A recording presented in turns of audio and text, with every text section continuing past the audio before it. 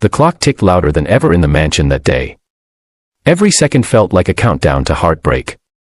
The entire house of billionaire Raj Malhotra, a man who once believed money could buy anything, was now drowning in silence, except for the faint beeping of a heart monitor upstairs. His only son, Arav, just 8 years old, was lying pale and weak on the hospital bed set up inside their home. The doctors had said those cruel words only an hour ago. He has 1 hour left, we've done all we can. Raj stood frozen near the window, his face pale as marble. The world outside still shone with sunlight, but inside him, there was nothing but darkness. For years he had been proud, too proud.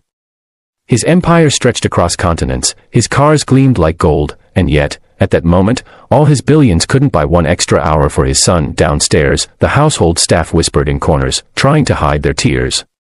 Among them was Mira, the family's maid. She was young, quiet, and humble, never speaking unless spoken to. But she had a heart larger than the mansion she worked in. She loved Arav like her own little brother. Every morning, she would sneak him chocolates even when Raj's strict rules forbade sugar. Arav adored her. His laughter always returned when Mira was around, but now that laughter had vanished, Raj slammed his fist against the wall, tears finally breaking free. What's the use of all this wealth if I can't save my own son? The doctor placed a gentle hand on his shoulder. Sir, there's nothing more we can do. His organs are failing. He has less than an hour. I suggest you say your goodbyes.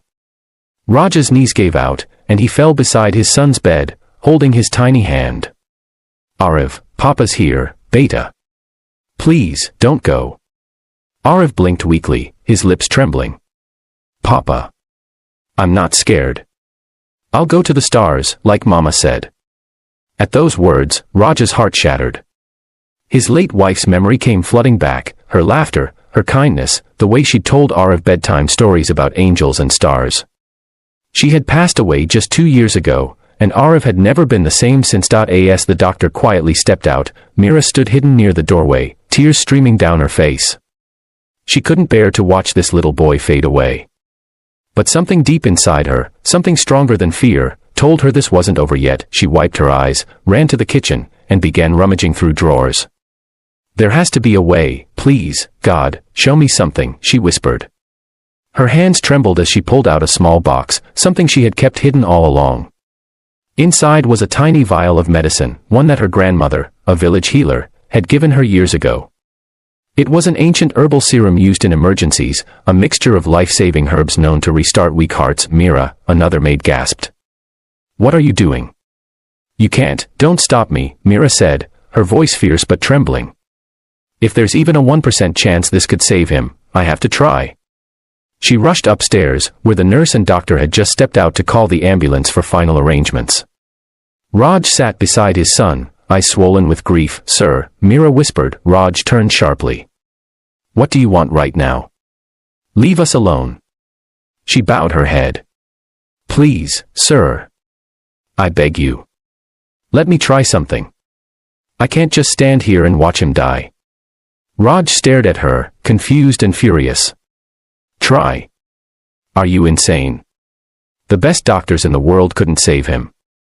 What could you possibly do? Mira took a step forward, clutching the vial. Maybe nothing. But I can't live knowing I didn't try. Please, let me do this for him. Raj hesitated. Every instinct told him to say no. But the sight of his son's faint breathing, the slow, dying rhythm of the heart monitor, it broke something inside him. With tears in his eyes, he nodded slightly. If there's even a chance, do it. Mira gently lifted Arav's hand and whispered a prayer. Please, God, not yet. Let this child live. Then she carefully opened the vial and poured a few drops into his mouth. For a moment, nothing happened. The heart monitor continued its steady, dreadful flatline. Raj's hope flickered and began to die again. It's over, he whispered. He's gone. But then, a faint beep, another, then another. Raj's eyes widened. The monitor showed a tiny pulse. Arav's chest moved.